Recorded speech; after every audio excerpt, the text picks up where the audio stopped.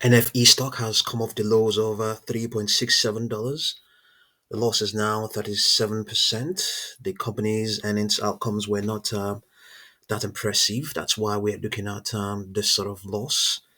Yeah, but lower prices are expected to continue to print lower prices up through maybe much of what is left of this month, May 2025. There's no guarantee also that that will be the case. If we print a rebound, a contraction may the contraction may be at a higher range, but right now it's more of a retracement and then contraction afterwards. So ultimately, you could say lower prices and then a distributive, okay, if you like, retracement and then a contraction afterwards. But there's no guarantee that that will be the case. Let's have a look and see what we have here in terms of any rebound projections. We have 6.14. Yeah, 6.14 from the sort of levels it's falling from.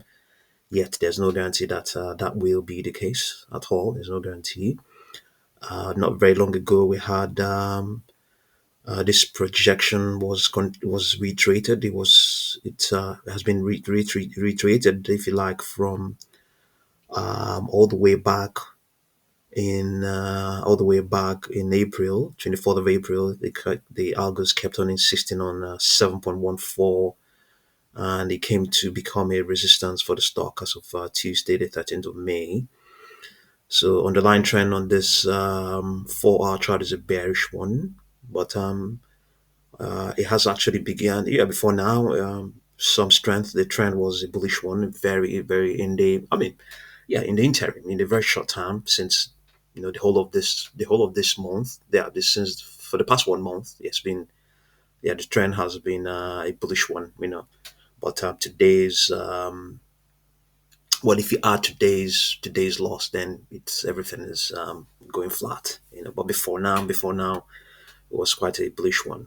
So let's see now. The market hasn't opened, so we can't see anything from its daily chart. Let's have a look at the 3-hour chart and see. On the 3-hour chart, what do we have? We have the same projection, 6.14. They had the same reiteration as well, going all the way back to yesterday, 7.25. Let's see what we have on. Let's see what we have on the 2-hour chart. On the 2-hour chart, let's see. We have upper projection 6.1, same reiteration of 7.24, 7.25 as well on this 2-hour chart. Let's have a look at the 1-hour chart. Yeah, let's see here. Yeah, we have 7.72, 8.22, 8.53 rebound upper projections. They look really ambitious, really ambitious. Let's look at the 45-minute chart.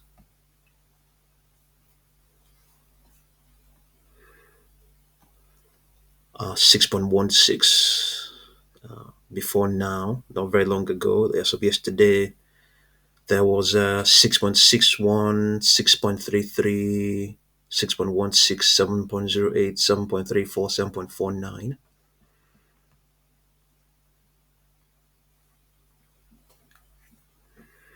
Let's look at the 30-minute. See what's going on the 30 minutes. Okay. No upper projections. We have downward projections there. Yeah, let's come back and see what's going on. We could have a look at its market greed. It's going to give us an idea whether it's a good buying opportunity, whether this dip is it's a good one, it's a valid one. Let's see now. On the 4-hour chart. This is its 1 minute chart, so very, very brief. So it's not really going to give us much. Let's look at the 4-hour chart here. Okay, here it's trading right outside of its price channel. Yeah, right outside of its price channel. Normally, this should present a buying opportunity, but let's validate it with the market greed, and we will be looking at figures. By doing so, let's look at the market greed.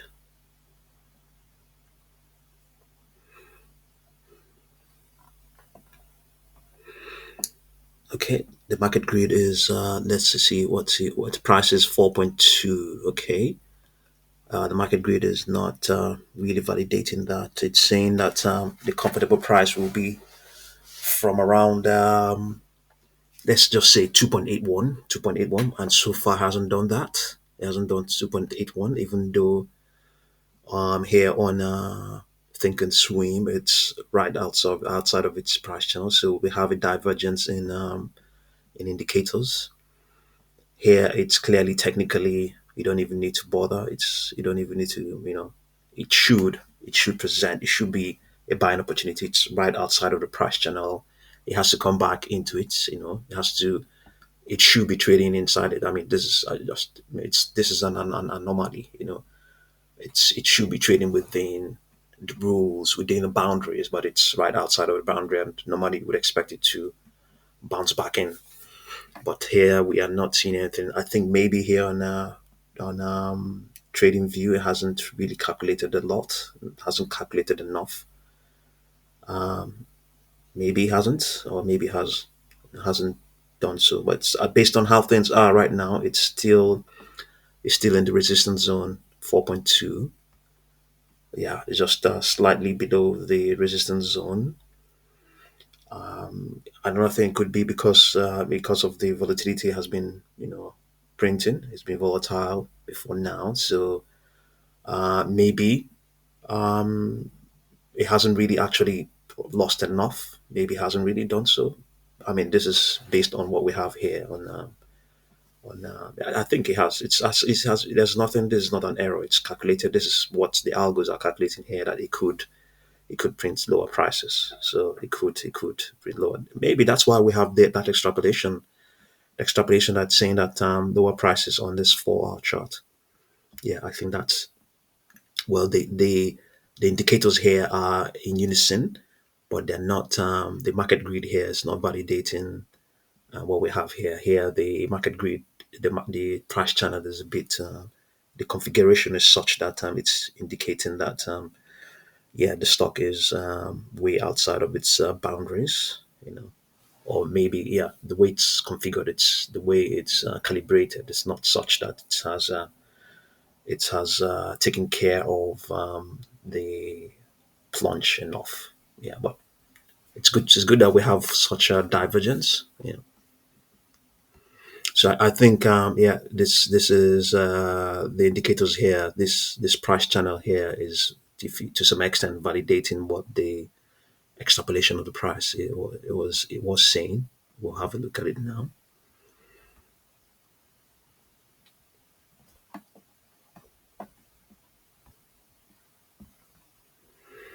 Let's point it to the price.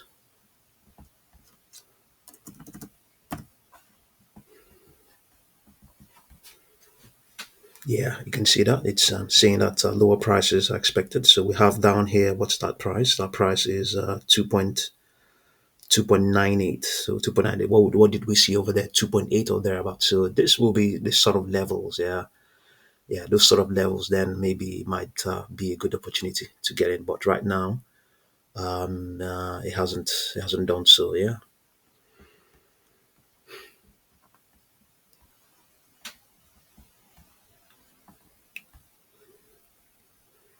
let's see what's going on. Aggressive selling.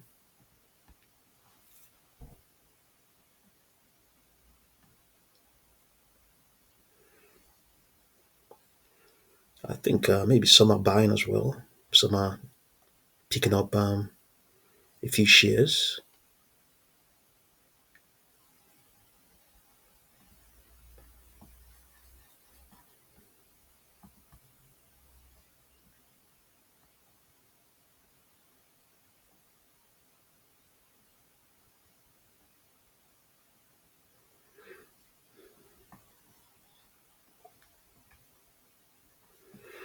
Yeah, this is what's going on. Let's see now. On this 1 minute chart, it's not that it's going to be of any use. It's just slightly outside of its price channel. Not It's not going to be of any use as such. Yeah, that's what's going on with NFE. Let's see whether we can get that news. Yeah,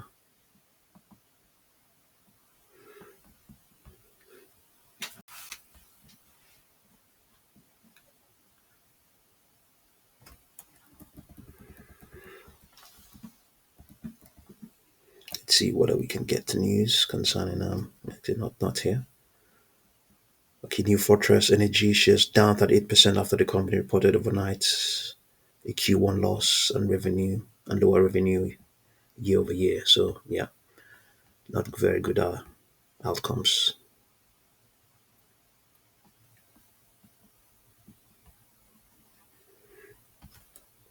So what does the company do? Let's see. Well, it's not a small company. 'Cause $10.5 billion. Okay, so let's see. Let's see whether there's a market summary for the stock. 10.5.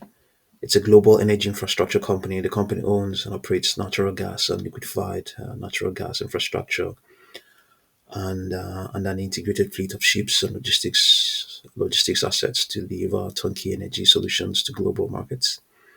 Its segments include terminals and infrastructure and ships. The terminals and infrastructure segment includes the entire production and delivery chain from natural gas procurement and liquefaction to logistics, shipping facilities, and conversion or development of natural gas firepower generation. The company sources LNG from long-term supply agreements with third-party suppliers. Okay, yeah, this will be the traders. Yeah. Okay, so the company sources LNG from long-term supply agreements with third-party suppliers. Okay, I'm thinking now. Okay, it sources them. Um, okay, yeah, sources LNG. So, in other words, maybe the oil companies that actually, sell these commodities, this natural gas, this and NFE buys it from them, and yeah, it can be a good business because what happens is that some of these oil companies, they do forward sales. They sell their they sell their before they even get the commodity out of the ground, the gas or the oil out of the ground. They've already sold them. They've already sold them. So maybe yes, indeed, including the big ones, they would have sold what. I mean, the oil they are getting out of the ground today. They've already sold them to oil traders in the futures market. They've already sold them. So I guess this is where NFE gets its own on gets it's one of the people that buys them from these traders. Okay, so yeah, the terminals and infrastructure segment includes all terminal operations in Jamaica, Puerto Rico, Mexico, and Brazil, as well as vessels utilizing its terminal logistics operations. The ships segment includes certain vessels which are chartered under long-term arrangements to third parties and are part of the Energos Formation Transaction. Yeah. So let's see. Yeah, that's what's going on. That's what's going on with NFE. Lower prices are expected. See what you make of it, and thank you very much for watching this video.